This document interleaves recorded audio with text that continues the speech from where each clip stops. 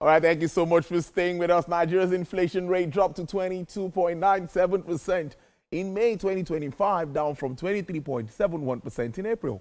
But according to the National Bureau of Statistics, this marks the second consecutive month of decline, signaling potential relief for consumers and policymakers as efforts to stabilize the economy begins to show early signs of impact.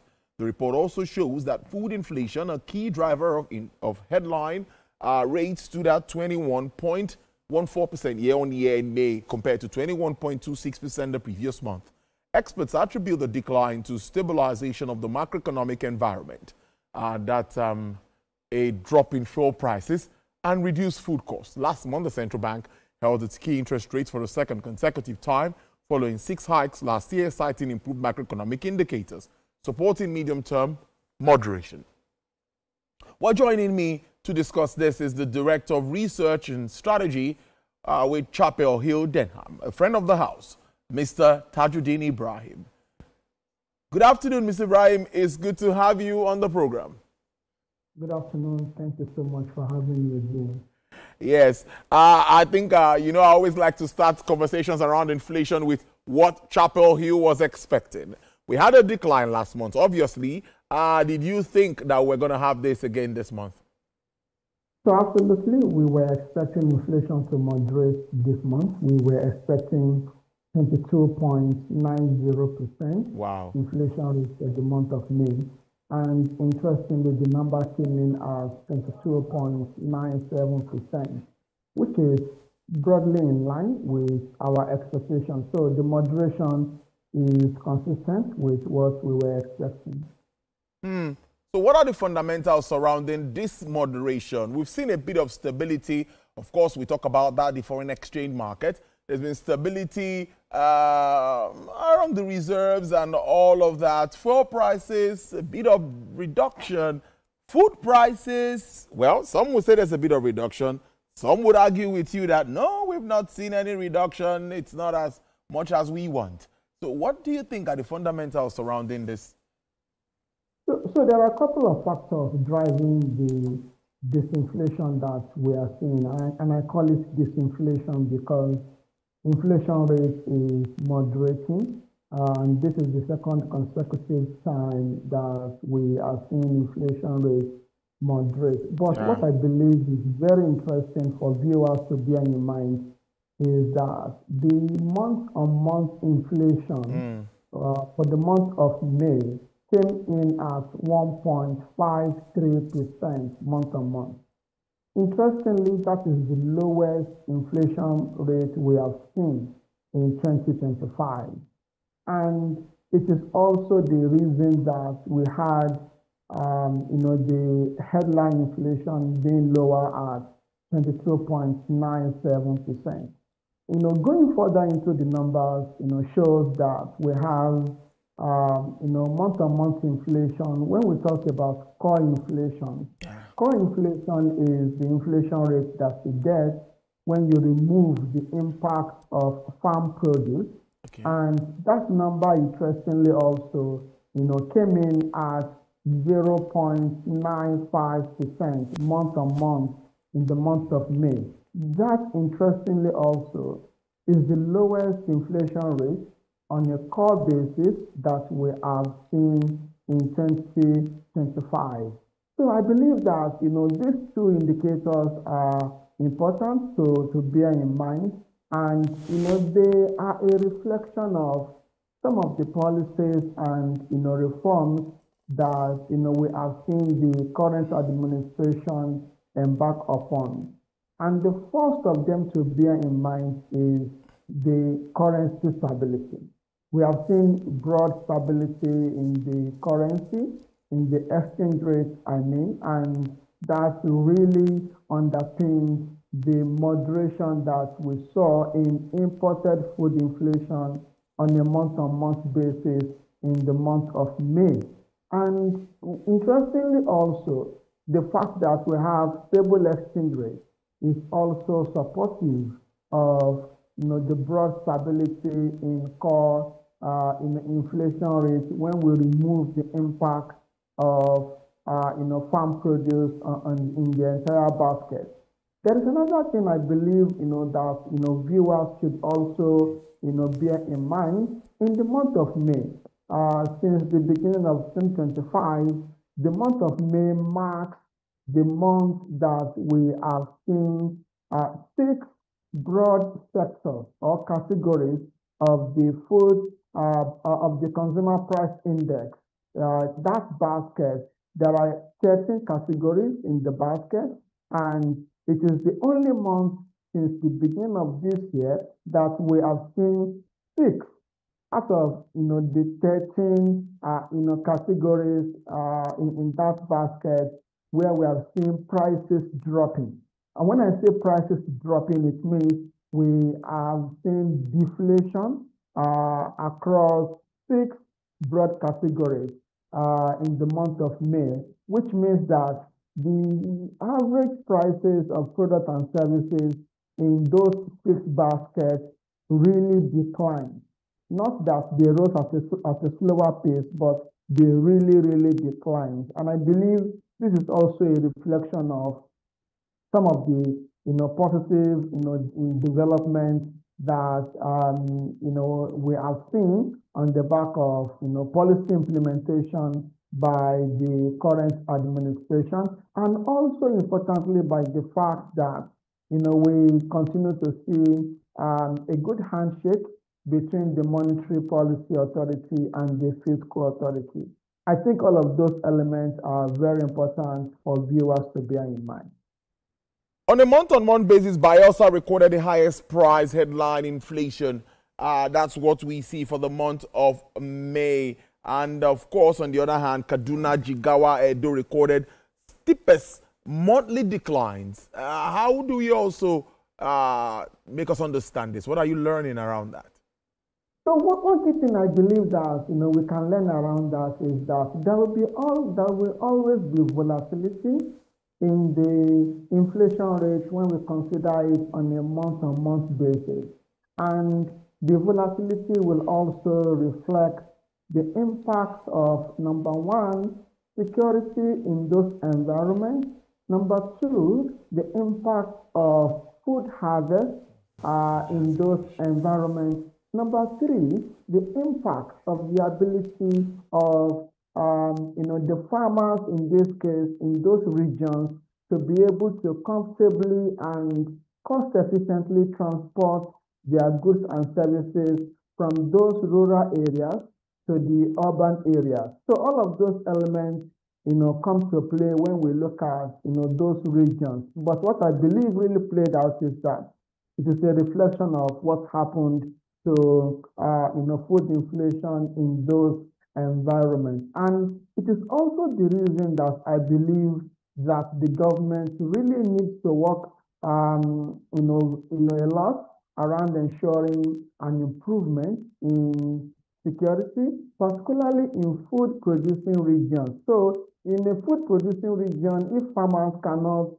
embark on their daily jobs by, going to farm and getting their job done, you would not see much output. And when output, or what we call supply, is disrupted in any form, you most likely are going to see prices going much higher. So I think, that is the way to read those numbers, and the outlook is largely dependent on an improvement in, the architecture of security in those regions. It is also, a need, a reflection of a need for, the transportation of crops, from those rural areas to the cities, a need for that transportation system to be a lot more cost efficient for farmers in that context.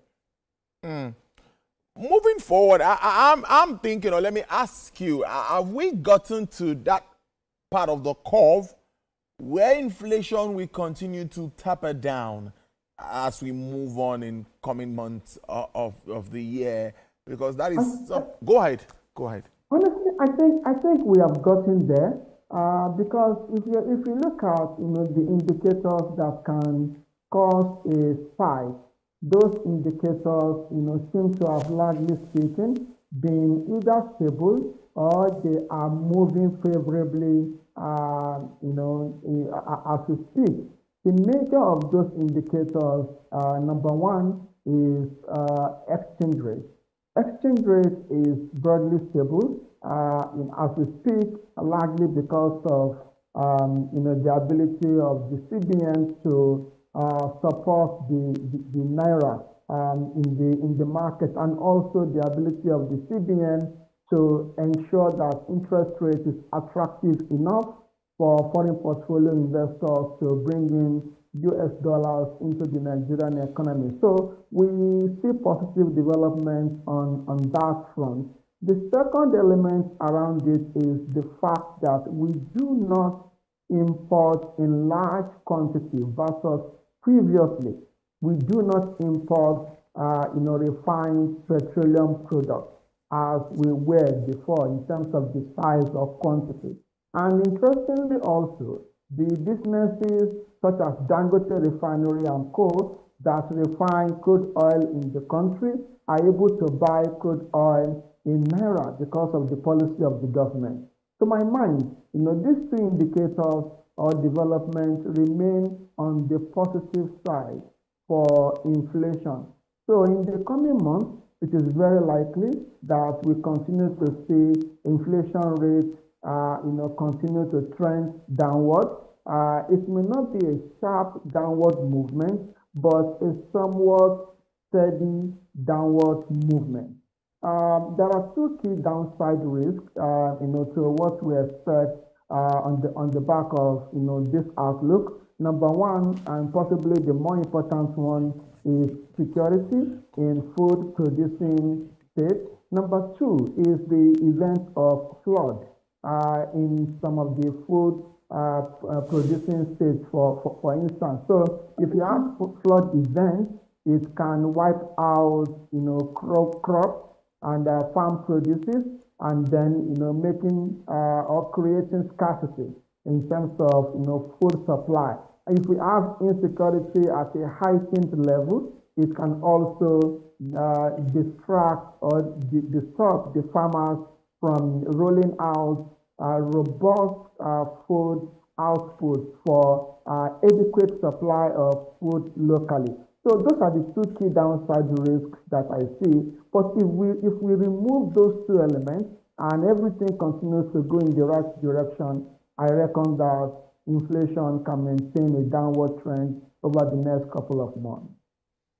Interestingly, I would like to follow up with this question. I spoke to my guest earlier. We talked about issues around the oil and gas industry. And of course, you're aware of what is happening between Iran and Israel. I think President Trump is saying they should allow this fight stay for some time. But really, my question to you would be the impact on crude oil prices. And if that continues to happen, yes, we might get more of petrodollar, but some say countries might begin to tighten monetary policy. I'm thinking that, how do you think that would affect Nigeria? I hope that won't get us imported inflation if crude oil... This is the way, absolutely. This is the way I view it. I think the best way to look at it is to consider, number one, the accretive impact that crude oil prices would have on export earnings for us, which I believe is, very positive, considering that elevated prices would help, to boost those FX earnings. The only thing that we really need to address is the volume of crude oil output that we currently are doing as a country, because currently we are, number one, below OPEC quota. Number two, we are below the government budget with respect to the 2025 budget. So we need to ramp up production to be able to take full advantage of the increases in crude oil prices due to the tension in the Middle East. When we now talk about the downside risk, it has some elements of inflation in there, because just like you said, it can, it's a spike in imported inflation. But the reality to bear in mind is that the government seems to have put in place the right policy. When we talk about the refineries earlier, I said that we have the refineries locally being able to buy crude oil from the NMCC in naira instead of buying in US dollars. So that in itself is some form of edge against imported inflation. So if we capture that, my expectation is that the impact of higher crude oil prices globally on the inflation rate in Nigeria will be somewhat limited. Honestly speaking, in my view, the impact will have been a lot more if we don't have this kind of a policy in place. So we may have a bit of an increase in inflation if crude oil prices globally continue to go higher, but the reality is that the impact would be a lot less under the current arrangement than it will have been if we did not have this arrangement. But interestingly also, that impact will affect mainly core inflation. So if we are able to secure the food inflation part of the basket, most likely when you blend both of them together over the next couple of months, we should still have, broadly speaking, stable inflation rate if it is not coming down substantially. Brilliant submission as always. I must thank you so very much for your time. But before I let you go, what do you think this could shape up anything in the next MPC meeting? I really don't think that anything should change at the next. Yes, I don't think so. I think it will be too early. Yeah. To make any change at the next MPC meeting, considering that we still have to watch this inflationary trend further. Number one, number two, and possibly a more important factor for consideration is that we still need to study external factors. One of such external factors is the interest rate in the U.S. Interest rate in the U.S. is still at elevated levels. So you cannot have it at elevated levels and you are cutting interest rates in your own environment. You will discourage foreign portfolio investors that come into this environment because of relatively higher interest rates to take risk and enjoy what we call carry trade. Carry trade is the return that foreign investors enjoy when they come to a frontier market like Nigeria, and then they have to borrow money from their own market and come and invest at significantly higher interest rates. They enjoy a lot of spread.